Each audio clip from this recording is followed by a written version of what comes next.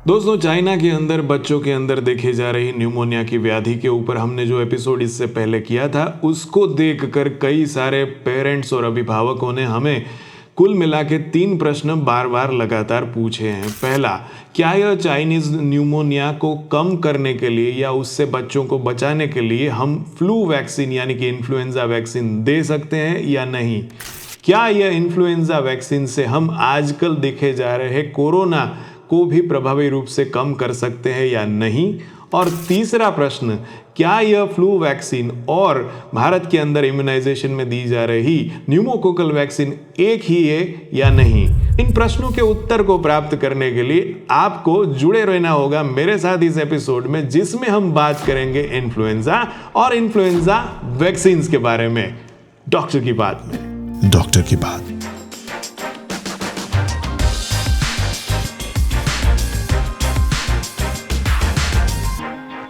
Influenza या popularly जिसे हम फ्लू के नाम से जानते हैं, वह एक वायरस से फैलने वाला रोग है जिसके अंदर आमतौर पर हमें सर्दी, खांसी, बुखार एवं स्नायुओं में दुखाव या बदन दर्द का अनुभव होता है। आमतौर पर यह व्याधि बच्चों के अंदर 3 से 7 दिन में ठीक हो जाती है, लेकिन कभी कभी कुछ एक बच्चों में, खासकर से 2 साल से कम उम्र के बच्चों के अंदर इनके कारण निमोनिया भी हो सकता है, जिससे बच्चों की सांस फूलने लगती है और उन्हें सांस लेने में दिक्कत या परेशानी होती है। उनके खून के अंदर ऑक्सीजन की मात्रा कम हो जाती है और ऐसे बच्चों को हमें अस्पताल में भर्ती करना पड़ता है।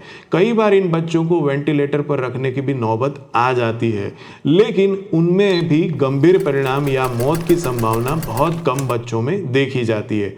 यदि हम आंकड़ों पर नजर डालें तो यूएसए से जो हमें आंकड़े प्राप्त होते हैं, उसके मुताबिक किसी भी एक सर्दी के मौसम के अंदर जब सर्दी, खांसी, बुखार के मामले देखे जाते हैं तो उनमें 20% तक इन्फ्लुएंजा या फ्लू वायरस के कारण होने वाली बीमारी होती है। उनमें 4 से 5% तक बच्चों को कभी कभी न्यूमोनिया का असर भी देखने को मिलता है। लेकिन सारे पेरेंट्स और अभिभावक को मैं ये बताना चाहता हूँ कि यहाँ पर मौत की या गंभीर परिणामों की संभावना इन बच्चों में बहुत ही कम होती है। लगभग 0.26% तक बच्चों के अंदर ही मौत या गंभीर परिणामों की संभावना होती है।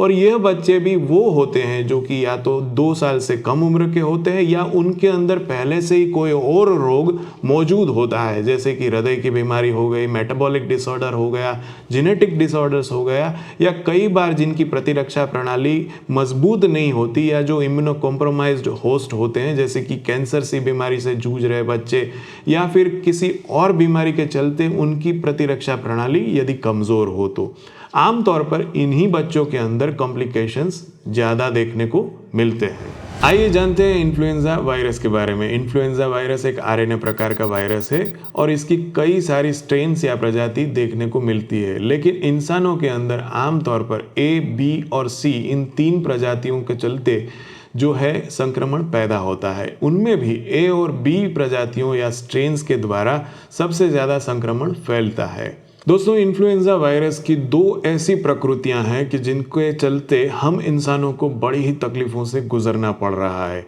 आइए जानते हैं उनके बारे में। सबसे पहला, यदि हम वायरस की संरचनाओं में बाह्य आवरण के ऊपर इन प्रोटीन अणुओं को देखें तो इन प्रोटीन अणुओं के अंदर जब छोटे छोटे बदलाव भी होते हैं तो वायरस का एक नया स्वरूप या नया स्ट्रेन सामने आ जाता है। पिछली सीजन के अंदर यदि हमारे शरीर ने इस इन्फ्लुएंजा या फ्लू वायरस के सामने लड़कर जो अनुभव प्राप्त किया है, वह अनुभव अब इस नए स्वरूप के सामने ठीक से काम नहीं करता या कारगर सिद्ध नहीं होता, क्योंकि उनको जांचने या परखने के लिए जो एक संज्ञा मात्र थी उनके प्रोटीन के अणु, उनके अंदर इस वायरस ने अब बदलाव प्राप्त कर लिया है।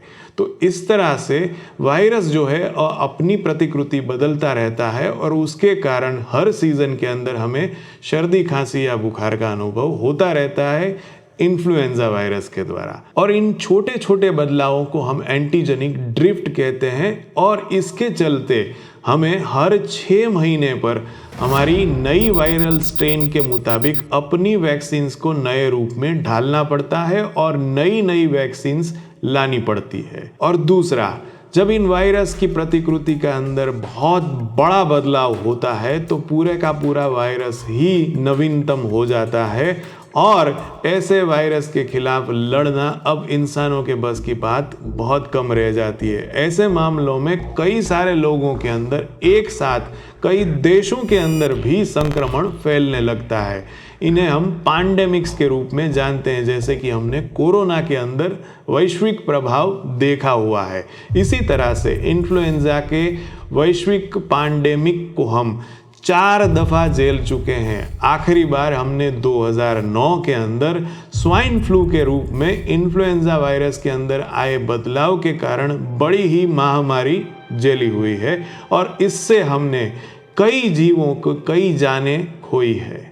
आइए अब जानते हैं इन्फ्लुएंजा वैक्सीन के बारे में। भारत में आजकल कुल 2 प्रकार की इन्फ्लुएंजा वैक्सीन प्राप्त है। पहला प्रकार है इनएक्टिवेटेड क्वाड्रुवेलेंट इन्फ्लुएंजा वैक्सीन।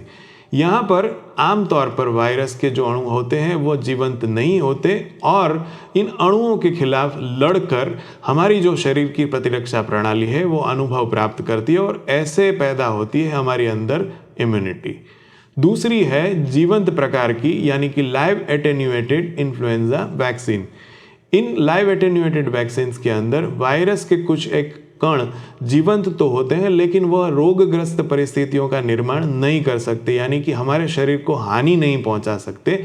ऐसे लाइव अणुओं के खिलाफ जब हमारी शरीर की प्रतिरक्षा प्रणाली कार्यरत होती है तो वह एक ऐसा अनुभव प्राप्त करती है जिससे कि हमें आगे चलकर रोगग्रस्त परिस्थितियों के खिलाफ बचा सके और हमारे अंदर इम्यूनिटी पैदा होती है। तो इन दोनों वैक्सीन के बारे में आइए जानते हैं थोड़ा और।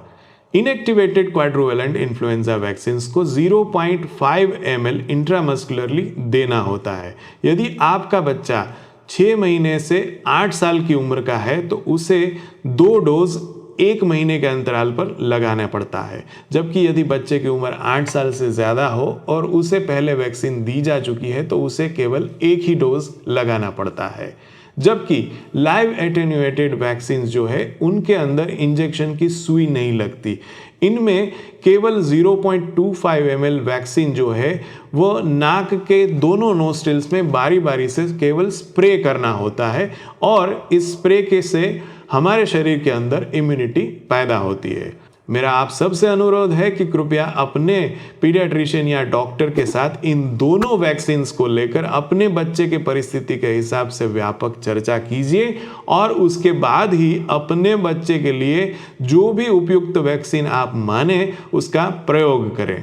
भारत में हुई इन्फ्लुएंजा वैक्सीन की स्टडीज को यदि हम देखें तो वैक्सीन एफिकेसी को लेकर यहाँ पर बताया गया है कि जो लाइव एटेन्यूएटेड वैक्सीन है उसकी एफिकेसी लगभग 40% तक पाई गई, वहीं इनएक्टिवेटेड इन्फ्लुएंजा वैक्सीन की एफिकेसी लगभग 59% तक पाई गई। दोस्तों, इन्फ्लुएंजा वैक्सीन के बारे में एक और चीज हमें जानना बहुत आवश्यक है। आपको इन्फ्लुएंजा वैक्सीन हर साल लेनी पड़ती है क्योंकि वायरस अपनी प्रकृति के हिसाब से अपनी प्रतिकृति बदलता रहता है और नई स्ट्रेन जो पैदा होती है वो पुराने वाले से अलग होने के कारण हमारा शरीर उसके खिलाफ हमारी रक्षा नहीं कर पाता। इसलिए हमें हर साल इन्फ्लुएंजा का एक शॉट या एक वैक्सीन का डोज लेना आवश्यक हो जाता है। यहाँ पर एक और चीज़ जो है वो हैरान करती है क्योंकि हमारी दुनिया का नक्शा जो है इसके ऊपर उत्तरीय प्रदेश जो है उनके अंदर इन्फ्लुएंजा का सबसे ज़्यादा प्रभाव जनवरी फरवरी में देखा गया है, जबकि दक्षिण के प्रदेशों के अंदर यही प्रभाव हमें नवंबर दिसंबर के अंदर देखने को मिलता है। इसी तरह से यदि हम हिंदुस्तान या हमारे इंडिया के परिप्रेक्ष्य में इसे जांचें तो हम और भी अचंभित रह जाते हैं क्योंकि हमारे यहाँ उत्तर के प्रदेशों में जैसे कि जम्मू एंड कश्मीर के अंदर इन्फ्लुएंजा का सबसे ज़्यादा प्रभाव देखने को मिलता है जनवरी और फरवरी के अंदर, जबकि मध्य और पश्चिम एवं पूर्वोत्तर के राज्यों के अंदर यह बरसात के मौसमों में यानी जून जुलाई अगस्त के महीनों के अंदर इनका व्यापक प्रभाव देखने को मिलता है। जबकि हमारे दक्षिण के राज्यों में जैसे कि तमिलनाडु हो गया वहाँ पर इसका प्रभाव देखने को मिलता है नवंबर और दिसंबर के महीने में। तो हमारे भारत के लिए केवल एक ही टाइम या एक ही डोज देने का समय निर्धारित नहीं कर सकते। आपको अपने प्रदेश के हिसाब से अपने पीडियाट्रिशियन या अपने डॉक्टर से सलाह मशवरा करके जिस मौसम के अंदर सबसे ज़्यादा खतरा हो इन्फ्लुएंज़ा होने का, उनके 1 या 2 महीने पहले अपने बच्चे को और अपने आप को इन्फ्लुएंज़ा का वैक्सीनेशन करवा लेना चाहिए, ताकि उन मौसमों के दौरान इन्फ्लुएंज़ा से आप सुरक्षित रहें। दोस्तों, दूसरी बात, क्योंकि भारत सरकार के द्वारा प्रसिद्ध किए गए आधिकारिक वैक्सीनेशन शेड्यूल के अंदर इस वैक्सीन का समावेश नहीं किया गया है, तो आपको यदि अपने बच्चे को ये वैक्सीन लगवानी है तो अपने प्राइवेट पीडियाट्रिशियन या प्राइवेट हॉस्पिटल्स के अंदर उनके चार्जेस देने के बाद आप इनको लगवा सकते हैं। आपकी जानकारी के लिए इन वैक्सीन्स के कुछ एक मैक्सिमम रिटेल प्राइस जो भारत के मार्केट्स के अंदर उपलब्ध है, वो मैंने यहाँ पर स्क्रीन पर प्रस्तुत किए हुए हैं। तो यह थी इन्फ्लुएंजा रोग और इन्फ्लुएंजा वैक्सीन्स के बारे में थोड़ी सी जानकारी। आशा करता हूँ इस जानकारी का उपयोग करके आप अपने और अपने परिवार को अवश्य ही इन्फ्लुएंजा के खिलाफ सुरक्षित कर पाएंगे। ऐसी और भी जानकारी प्राप्त करते रहने के लिए हमसे जुड़े रहिए, और इसके लिए आप हमारे इस चैनल को लाइक, शेयर और सब्सक्राइब करना ना भूलें। जय हिंद, जय भारत।